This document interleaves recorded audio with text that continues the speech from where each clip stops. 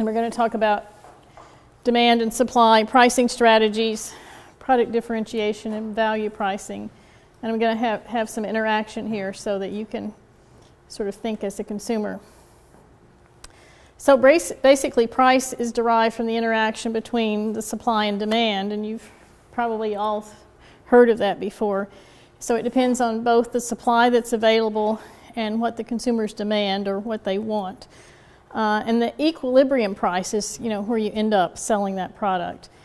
It's also called the market clearing price. So it's an exchange between the buyer and seller and a price that you agree on. And it may not be necessarily considered fair by the buyer or the seller, because it again depends on how much is out there and how much is supplied. So you could work really hard, but if everybody else decides to grow tomatoes at the same time you do, it's a perishable product. You can't keep them except if you process them, and that's going to be a lower price. So it may not be what you considered fair. It may not be what the consumer considers fair. So here's what we call the supply and demand curve. So as the price goes up, you as the supplier are happy to produce more, because that's what, and we have this cobweb theory in economics. So like if the price of corn is high this year, typically what happens is next year everybody's going to plant corn, and then what's going to happen?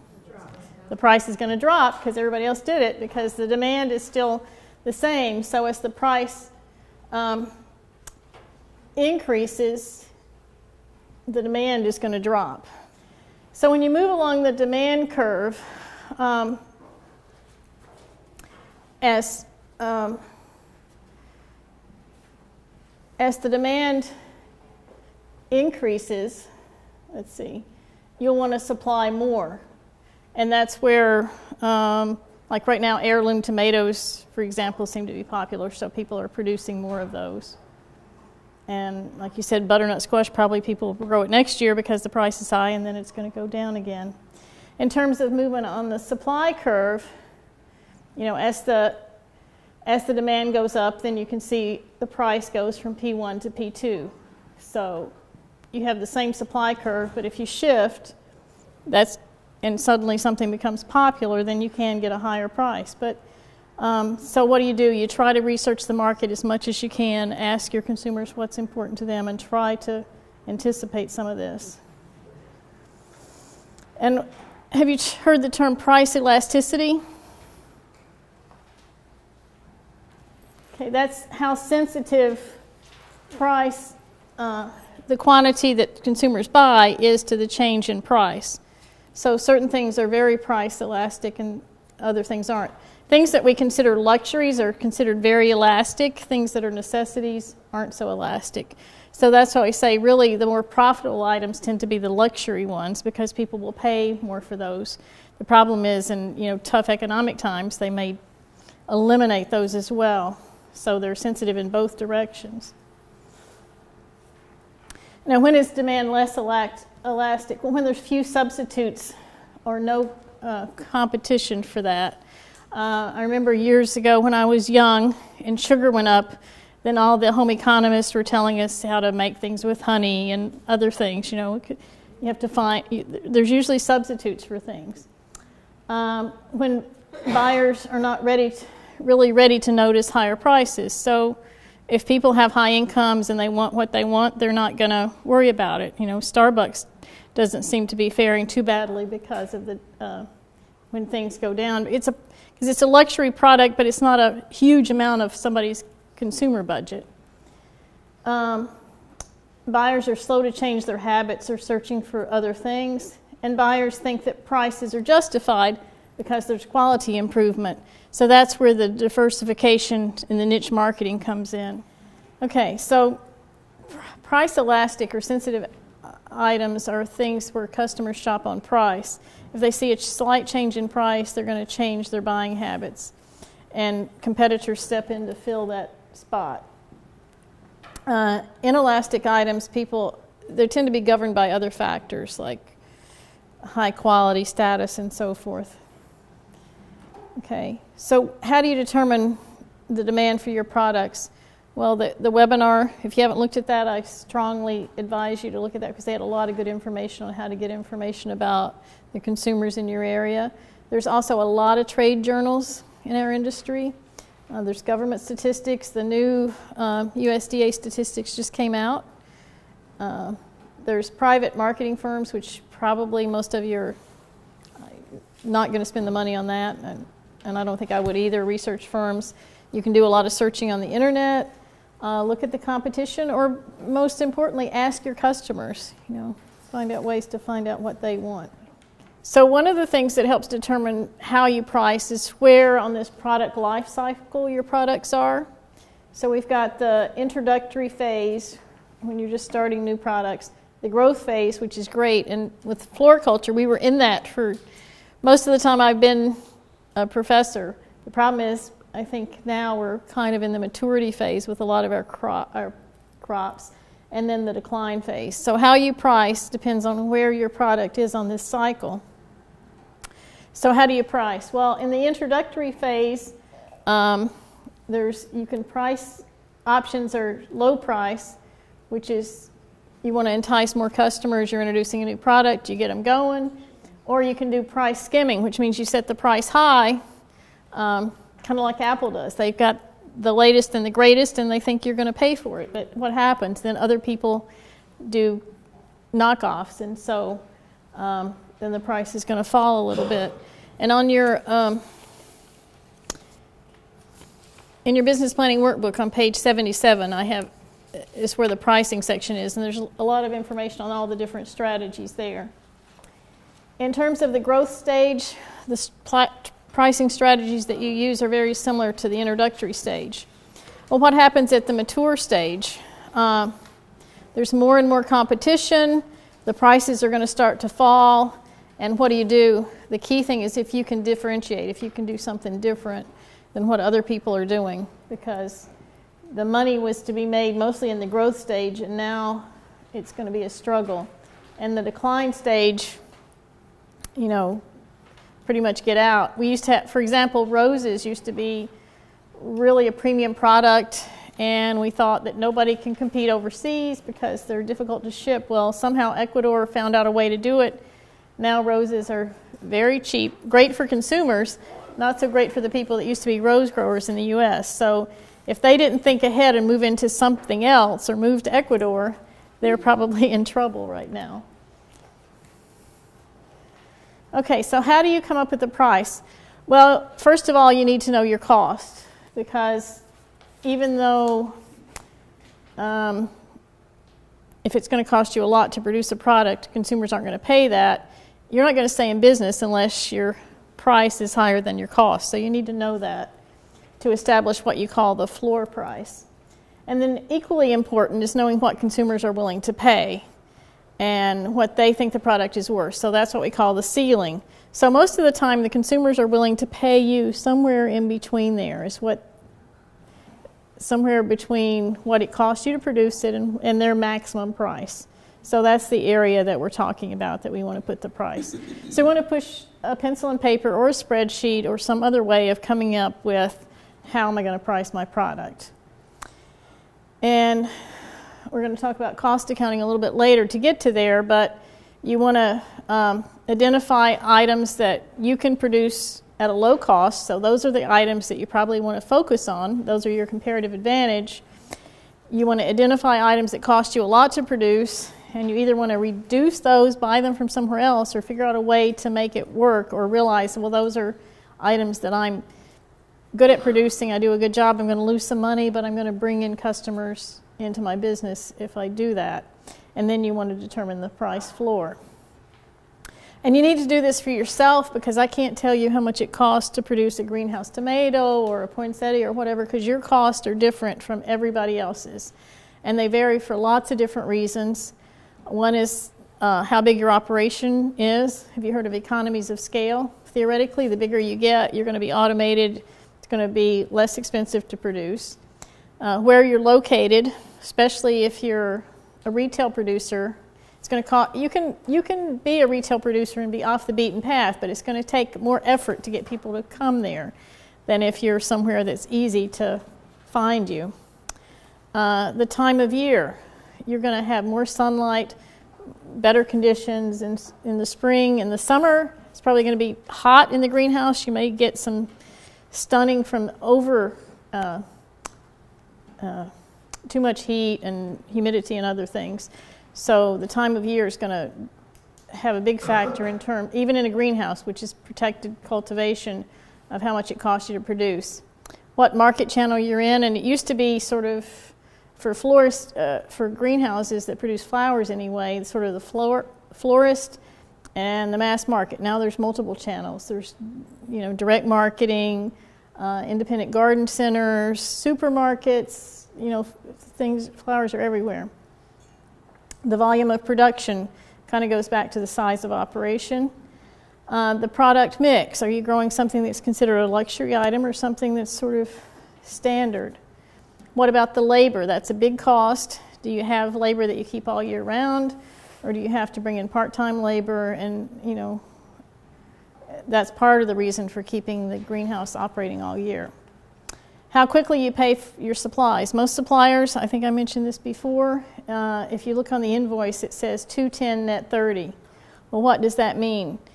That you get a 2% discount if you pay it within 10 days. If you multiply that out, that's like 36% interest a year. Probably not going to do anything else in your greenhouse that makes you that much money. So take advantage of that discount. You're going to have to pay it. The net 30 means you're going to have to pay it in 30 days anyway. So sometimes sitting in the office and being the manager, not always the leader in this case, can make you some money. So the bottom line is everybody's costs are different. You've got to calculate what your costs are. And some of the tools, I came up with a simple cost accounting program based on the fact that I know most of you don't want to sit at a desk. And I've thought about, what do you have already at your hand? Well, you have your income statement or your Schedule F, and then you can add some information on production through a spreadsheet. And so if we divide those up, we've got overhead costs. I keep talking about that. Those are what we sometimes think about as fixed cost. I tend not to call them fixed costs because, in my opinion, in the short run, everything's fixed. You've got that greenhouse sitting there. You're not going to sell it tomorrow unless some magical something happens. But in the long run, everything's variable because you could sell it. Okay, so overhead costs really remain constant regardless of what crop mix you have. Like, you're going to have to pay the interest on that mortgage no matter what you're growing. You're going to have to pay the electrical bill. So the overhead costs are things that are, no matter what crops you have in there, you're going to incur those costs. And the cost per unit will decrease as you increase production. That's why we want to fill that greenhouse up all the time with as many crops as we can, because the more crops we have to spread that overhead cost on, that lowers your cost of production. So what are some of the overhead costs? Well, fixed salaries like yours and other people, your interest, bless you, taxes, advertising and marketing, travel and entertainment, land rental, which you may have if you're a corporation. If you are a sole proprietor, you can't really take that off of your income tax. Depreciation, your utilities, repairs, insurance, office expense, dues and subscription, professional fees, and bad debt. So those are the things we tend to think about as overhead. Now, some of them aren't, like utilities, heating. If you're not going to grow anything in January, you could reduce your heating bill. But I tend to leave it here just because it's so complicated to turn it into a variable cost and apply it to individual crops. But you could, if you take enough time and money, you can do that. Variable costs are often called direct costs, so they can be allocated directly to individual crops, and it tends to be constant per unit. Like, you're going to have a bedding plant flat if you're growing bedding plants, so the cost of the bedding plant is pretty constant unless you buy a whole lot more, and then you'll get a quantity discount. So how do you determine the cost per unit? Well, on the cost accounting program, you first enter the direct cost, and you allocate these to each crop, and then everything else is treated as overhead cost. And again, costs are grower specific. They vary with production and marketing decisions. The They vary with market conditions, your labor supply, age and condition of the facilities, and your managerial skill. And they need to be calculated for your firm. And there is a cost accounting program that we sell as an Excel version. There's also a free version online, and here's the address for that. I think, does that show up on the slide? Okay. So you got that information already. So that one, I thought at the time that I could just take an Excel spreadsheet and put it on the web, and it turns out it's not that simple. So we ended up having to do a lot of programming, and that one only can do 5 crops, but it is a little no-cost one to get you started. So how do you, in this mature market for some of our products, how do we differentiate the product? Well, you can add value, and you can add service, and you could offer things like credit. For example, if you take credit cards, if you're direct marketers and you take credit cards, yes, there is a fee for that. But what happens is if people have cash, they're only going to spend what cash they have in their pocket. If they have a credit card, they're far likely to buy a lot more. So, and that's a service that you're offering them, that they can use their plastic. Delivery, everybody used to get door-to-door delivery. Now we're kind of going back to that. Special wrapping, special containers. Used to, we sold flats of bedding plants and people planted their own. Nobody wants to get their hands dirty now, so they want you to do it for them. And some people, some of our direct marketers have you bring in your container and they'll pot it up for you, or you can come up with pre-planted containers. That's a whole new phenomenon that wasn't around, say, 20 years ago, but that's what people want now, and it's much more profitable than just growing the raw products. Cards, product information, letting people return things, that gives them a sense of security. That's considered, special, a product differentiation, kind of a service, warranty, and branding. We didn't see this, in agriculture a while back, but it's coming in more and more. Proven Winners is a big example of that. They came on with their brand. So this was a study that Harvard Business School did, and they asked managers what goes into price. And they said that consumer willingness to pay, 21% of them said that was how they determined price. 34% said consumers' response to price changes. The 71% said value of the product to the consumer.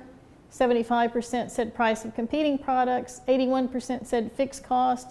84% variable cost. So what's the right answer? All of them. Good. Smart class. All of the above. Those all go into determining the price. Okay, so now what I want to talk to is value pricing, and we're going to do a little bit of letting you pretend like you're the consumer and tell me what you would pay for things. So like I said, this is what it cost you, and up here is the perceived value. So like I said, the consumer's willing to kind of split the difference with you and pay somewhere in between. So that's what they perceive as the value, but usually your products have other things that are of value that the consumer may not know. So that's the objective value. So hopefully we can get them up there so they can see the true value of everything that goes into your product or service. So this is our scenario. It's Mother's Day and you're driving to visit your mom, and you pass a roadside stand and you haven't bought any flowers. So you stop and buy a dozen roses. How much are you willing to pay for those dozen roses?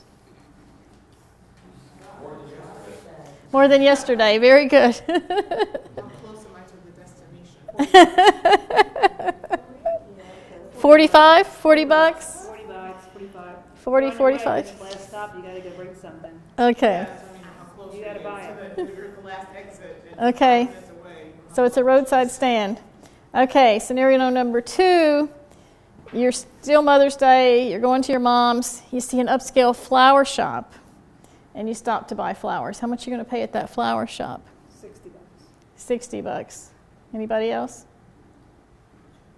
Well, guess what? That's true. Most people are going to be willing to pay a whole lot more at that upscale florist than the roadside stand. And guess what? They came from the same farm in Ecuador. They're the same roses. But why are you willing to pay more? It doesn't matter because you're going to farm work and you want to be cheaper. because it's perceived from where you're buying it, that's considered to be more prestigious, right?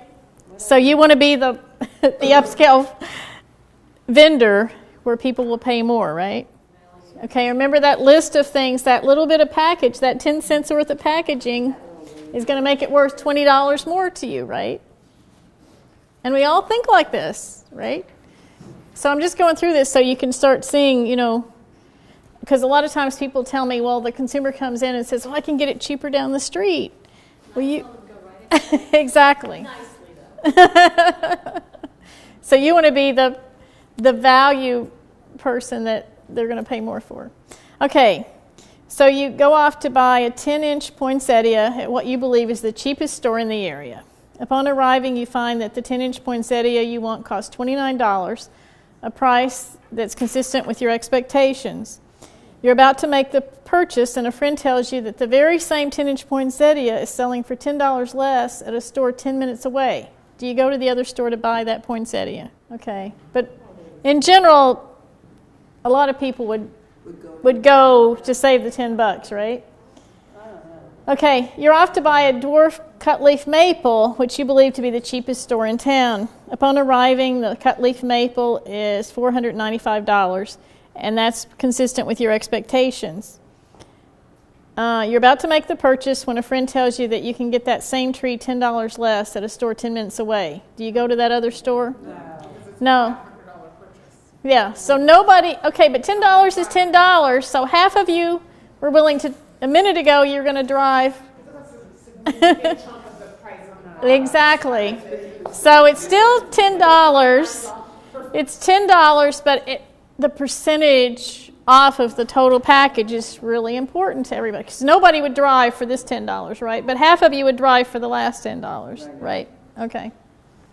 Okay, so what we're learning of how consumers behave, the price they're willing to pay is impacted by the relative incentives. So how much is that transaction worth? Okay. So another scenario, your poinsettia color, your favorite poinsettia is white, and your local florist has red poinsettias in 10-inch pots for $20, but the white poinsettias are $40. Is this fair or unfair that they're charging that much more for the white ones than the red ones? It is what it is. It is what it is. So white's kind of unique, so most people think, yeah, it's fair, right? Your favorite poinsettia color is white. The local florist has red and white poinsettias in 10-inch pots, both for $20, but there's been a run on white poinsettias. So all of a sudden the florist raises the price to $40. Is this fair or unfair? That is what it is. Okay. Most people think, in general, most people think this is unfair. So it's back to that luxury item, and that's very valid because the morality comes in a lot of people's mind when it's more of a necessity. They don't worry so much about that when it's a luxury. And that's when I tell people when they call me and want to start a greenhouse because they think everybody has to eat, that's probably the least profitable way of thinking about it. You have to think if I'm growing something really special and not that I'm going to feed the world because, those are two different missions really. So the willingness to pay is impacted by reference prices, the white poinsettias versus the red poinsettias. So people compare, that's again looking at the substitutes. Okay, another scenario. A garden center has no potted tulips in stock, but is about to receive a new shipment. Prior to the delivery, the owner finds out that the wholesale price of the tulips is increased 20% and will affect the new shipment. The owner decides to increase the price of the new tulips by 20%. Is this fair or unfair? Fair, okay. Okay, the garden center has a 1-week supply of tulips in stock and is due to receive a new shipment. Again, they know the price is going to increase 20%, so he immediately increases the price, even on the old ones. Is this fair or unfair? A lot of people, maybe things are changing, but in the past, a lot of people thought this was unfair because what does the consumer think? They already bought these. They only have so much money in them, so they're charging me for this. And you guys... These are weird questions. Well, we're assuming the consumer knows that. Remember in the old days where there were stickers on things in the supermarket and they would put layers of stickers? That always irritated people. Now that's all by scan, so you can do it, and I don't think it affects people as much anymore because we kind of don't really know what it was yesterday unless we're following it. But remember I said the consumers, there is sort of a perception of fairness, and they kind of think, well, it cost you this much to produce it, and I think it's worth this much. So anywhere in that between, they think is fair. But now all of a sudden you're jumping. Okay, but they are impacted by what they think it cost you. So the cost of goods sold does sort of play in their mind a little bit. Okay, another one, and this is true. In 1996, the Seattle Mariners made it to the American League playoffs. During the season, the general admission was $15. It's definitely the old days, right? For the playoffs, they raised the price to $20. Is this fair or unfair? That's fair because the playoffs, even though it's the same seats, the same stadium, it's a special game, right? So most people think no big deal. But a hardware store is selling snow shovels for $15. The morning after a large snowstorm, they raised their price to $20. Is this fair or unfair? We don't like that. We don't like that because this is like a necessity, right? So we don't like that. Baseball games, luxury, we'll pay it. Snow shovels, they're taking advantage. It's kind of a moral issue, right? So there are perceptions of fairness across product categories. There's not so much fairness when it's luxury, but when it's a necessity, that comes into play, and your customers are going to think that. Okay, 6 months ago you saw an ad for a gala wine and cheese party at a local farm stand, which is a very popular local event. You immediately called and bought a $50 ticket, and today you went to the farm stand and paid that $50 in cash, which is non-refundable. This morning you woke up with the flu. Are you still going to the event, or are you going to stay home? I'm going to get my ticket. You're going to use the ticket, though, right? Okay. You're going to use the ticket because it's $50. Okay, 6 months ago you saw an ad for the same party. Not wanting to take a chance on the event being sold out, you bought the ticket and paid cash for it. Now, this 6 months ago. You wake up this morning with the flu. What are you going to do? One is you just kind of bought the ticket today. The other one is you're buying it 6 months ago. I'd probably try to still get rid of the ticket. Yeah. What happens there's some kind of thing about time. This is kind of why season tickets, people, if they buy their tickets a long time ago, somehow it's not as real to them anymore as the money for a lot of people. And this used to drive me crazy about my husband. We'd buy these season tickets and then he would blow it off. Now, to me, it was still $50, but to him, it was like $50 that we spent a long time ago. 6 months ago, it doesn't count as much as today. So there's the time, the closeness. How much value that money has tracks closely the timing of when you pay for it. So that's why those fruit of the month clubs and things work, because you pay for it and it's already gone. You know, there's the fruit of the month where there's cattle. I think Harry and David will send you a fruit every month. So once you paid for it, it's kind of that money's already gone. Memberships, like gym memberships. How many people pay for a whole year and then never go to the gym? Because once the money's gone, now they wouldn't like to shell out the money if they were doing it every day, but...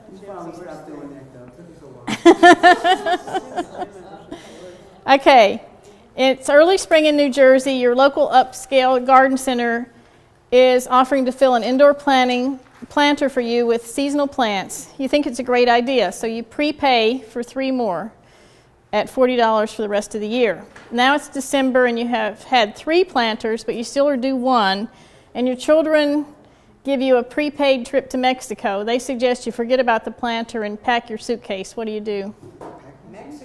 Mexico. Yeah, that $50 planter or $40 planter compared to your trip, no big deal. So that's the bundling the services. How close to the time you pay for it has an impact. And also, you know, the relative value of that trip to Mexico versus the $50 planter that you're throwing out. You probably wouldn't even bother to go give it to anybody else. You're just going to pack and get going, right? Exactly. So when you're strategizing on how to price your products, try to remember all these scenarios and think about what do you want. When people say the person down the street's cheaper, you want to have them compare your product to something that's more expensive, not less expensive. And you want to cite all the value that you've put into that product. So you want to be the upscale florist, not the garden center, right? You want to manage the price trends. You want to make sure they compare favorably products to your products. And you don't want to have them compare unfavorable products. You want to be differentiated. So you want to manage the perceptions of how much it costs you to produce it. You want to focus what we call a fully loaded cost of goods sold, the packaging, that you're planting up the planters, that you have heirloom tomatoes, whatever it is, that you wash them, they're not going to get their hands dirty.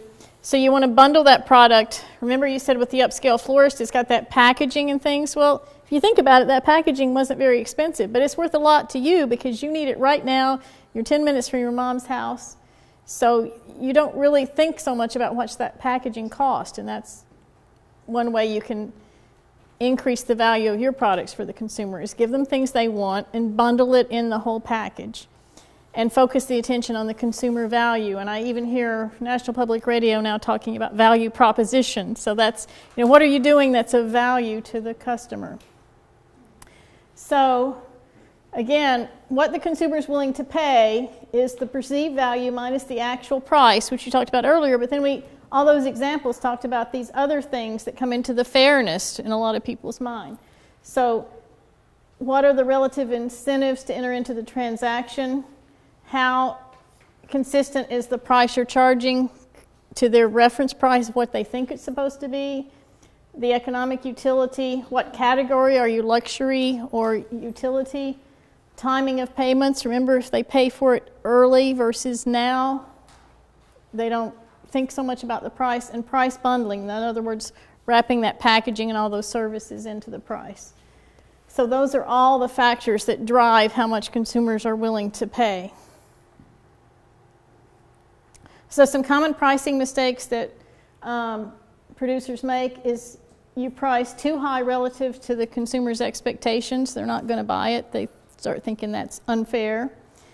You fail to adjust the price from one area to another based on fluctuating prices and consumers' willingness to pay. Or attempting to compete on price alone. Like you said, that's going to lose for everybody. Selling prices too low with the intention of raising them. What happens? That's really hard to raise it once you've got that expectation set. Or discounting prices so low that what's going to happen? They're going to hang around and wait for you to discount the prices the next time. So when the prices are low, what can you do? Well, you increase your marketing skills and start talking about the value of your product. You could buy the competitors' cheap prices and resell them. You can match the price in the short run and hope you can increase in the long run. Try to differentiate your product or try to reduce your cost. So those are all some things you can do in terms of low prices.